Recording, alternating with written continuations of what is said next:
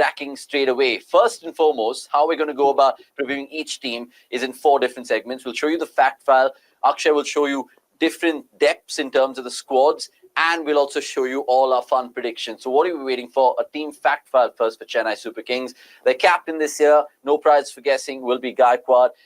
Stephen Fleming is probably going to be the longest-serving head coach in IPL history. I don't think anyone can displace him. He will carry on for another season. They finished 5th last year. Look at their first 5 fixtures in IPL 2025. It doesn't get easier for them because the first 2 games are against their arch-rivals, MI at home and RCB at home. That'll be a tasty clash. And look at their record since 2022. This is also that we're going to be putting it out in our fact file, just paying attention to the last 3 seasons and how the teams have been doing. And for CSK, it's nip and tuck. So first ball to Nix here with regards to CSK. Nix, we heard you vociferously in the Hindi preview talking about CSK, MSD and Gaikwad, so on and so forth.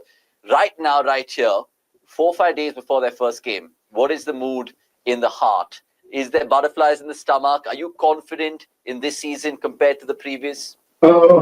Firstly, very happy. I think a lot of that homecoming is very emotional.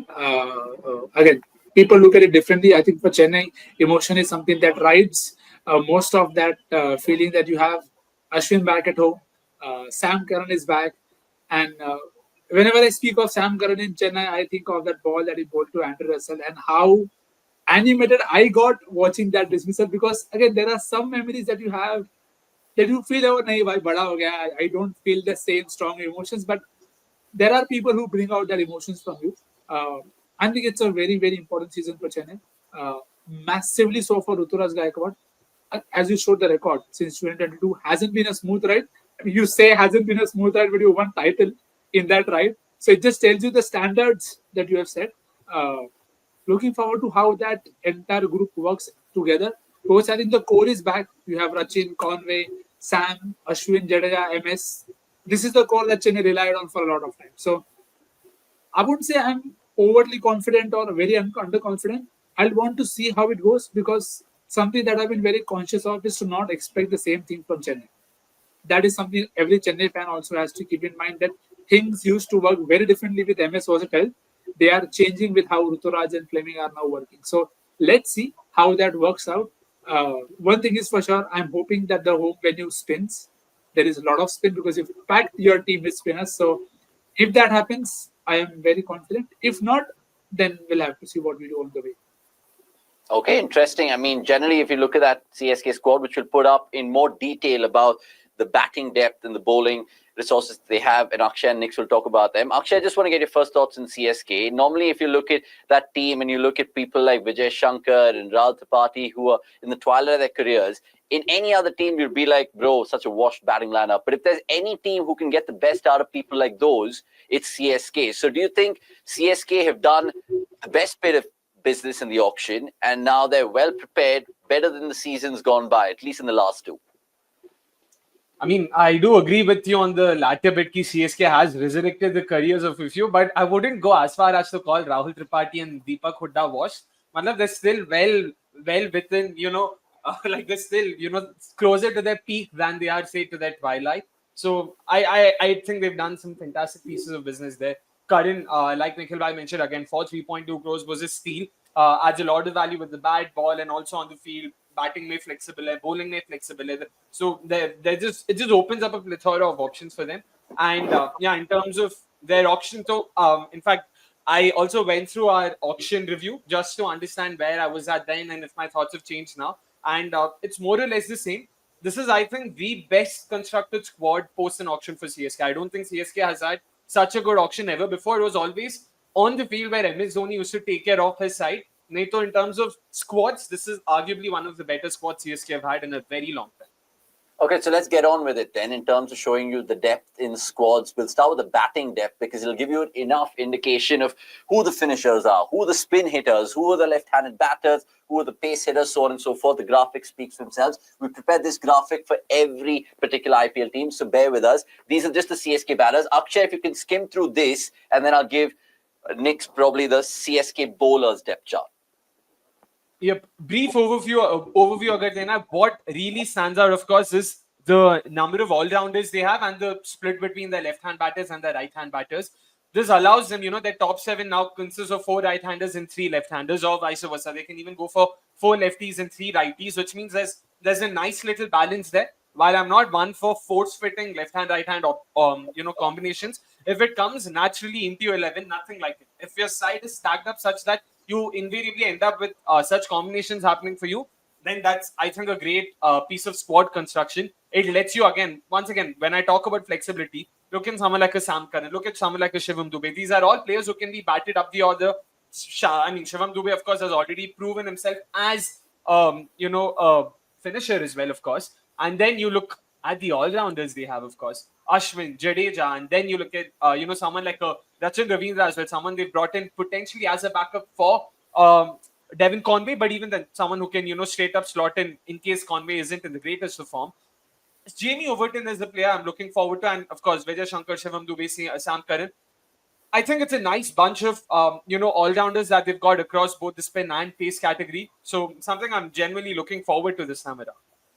Okay, super. I mean, if you look at the batting arsenal that they had, I think Akshay just summed it up pretty well. But even their bowlers, and Nick's mentioned it, I hope Chepauk spins is what he said. Now, if you look at even their bowling depth chart, Nick's, you must be a happy man going into the season because they have pretty much all boxes ticks. Would Tick agreed with that?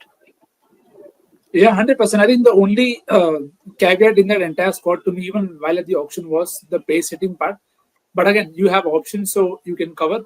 With the bowling, I don't think you can be more greedy because what you have to remember is there are only so many people that you can pick and play.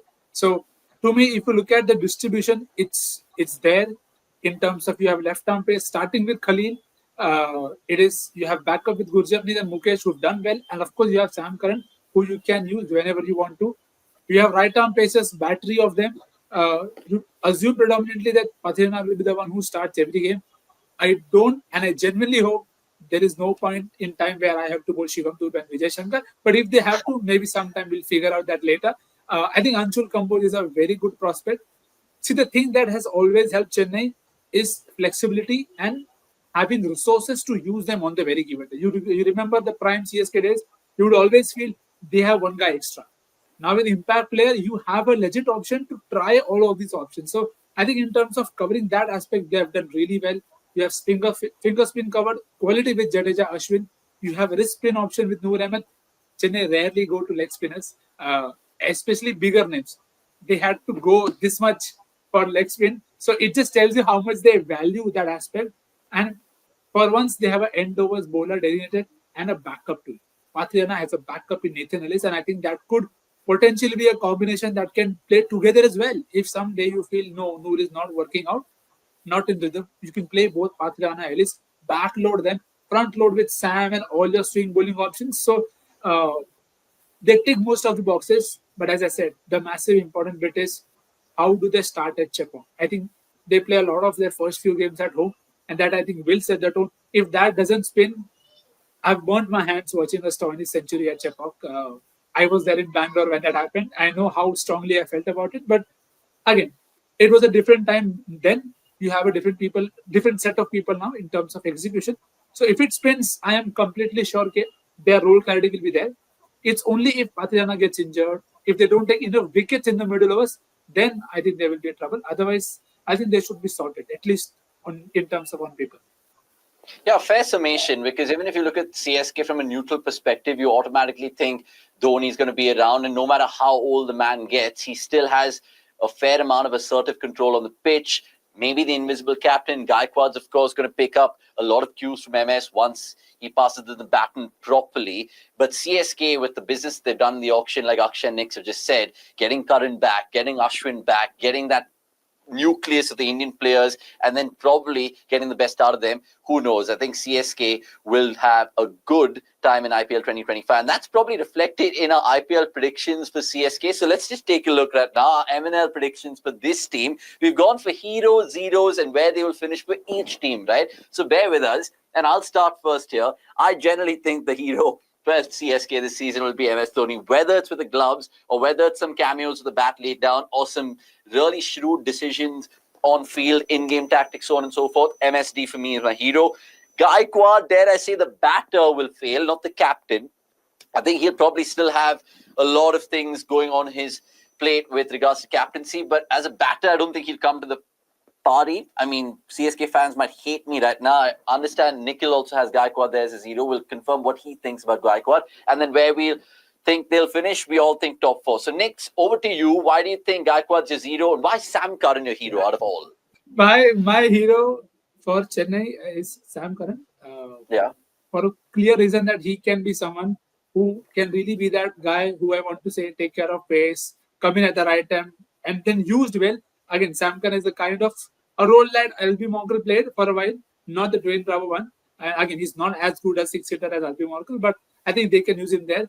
My zeros is not Gaikwad. Let's be very clear. Zero mera Gaikwad nahi. My zeros were selections because I think, and of course, I feel they will. Top 4 is the thing that I also agree with. I think they will finish top 4.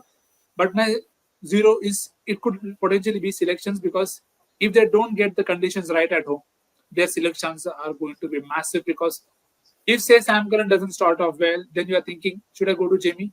Oh no, I don't need Jamie. Should I get Rachin Conway both up top and try and fit Vijay Shankar and Deepak Hooda in the middle?